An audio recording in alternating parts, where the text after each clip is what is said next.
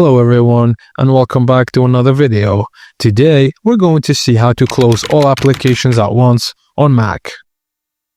If you only need to quit one application, just click on it, then menu bar and choose quit.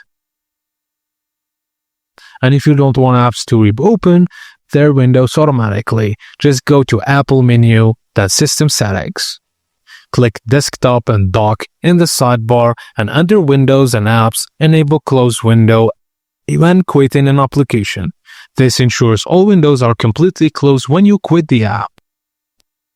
So macOS doesn't include a built-in quit all option, but you can easily do it using the keyboard shortcuts by pressing Command plus Option plus Escape to open the Force Quit application window. And that's it, guys. As simple as that. Thank you for watching, and please don't forget to like and subscribe for more.